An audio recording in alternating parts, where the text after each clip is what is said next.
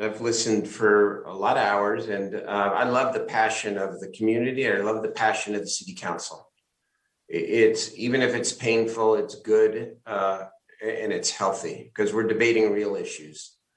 And Vice Mayor Chenier is my dear friend, known a long time. He's motivated by one thing. He wants to bend the curve of our investment strategy to make sure that more money is going to young people in our communities. I know that's his motive.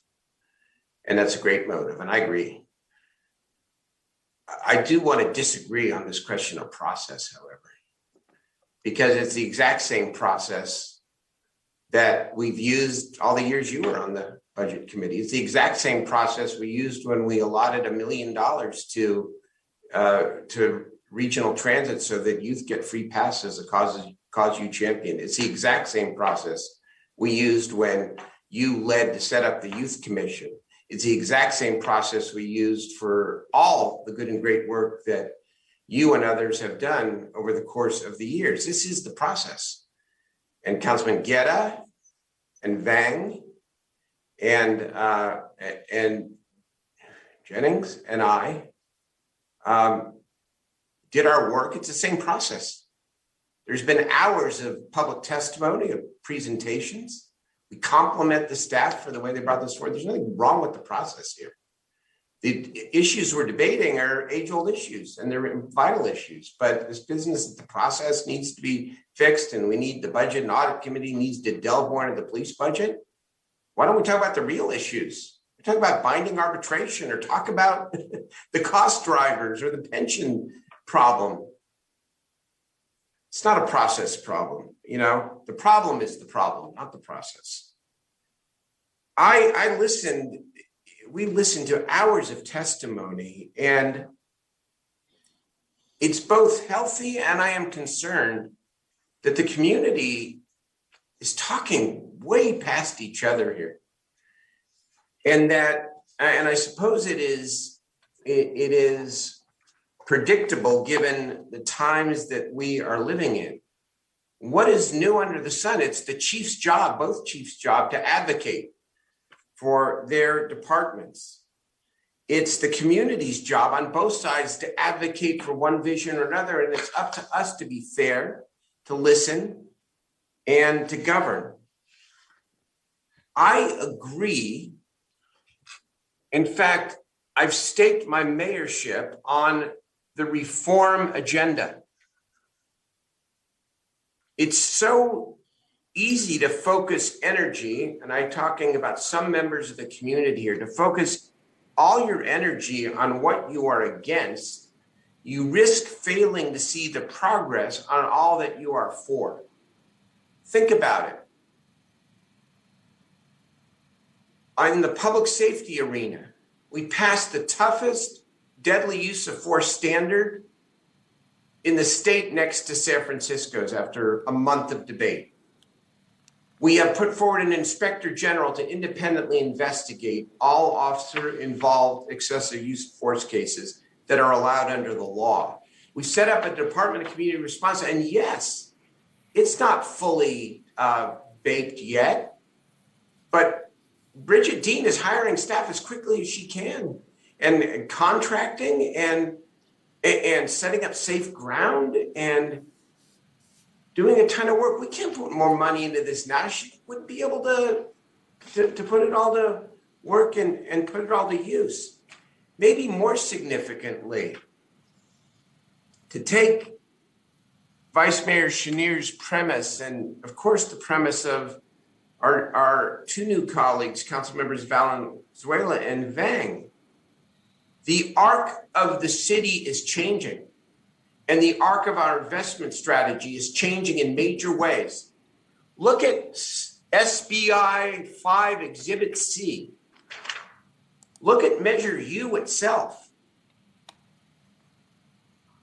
Our team reports that since over the last couple of years, since 2018-19, up to before the passage of this budget, if it does pass, this is our Measure U expenditures, $40 million on housing and homelessness, $26 million on youth, $6 million on inclusive economic development, and you know how much on public safety?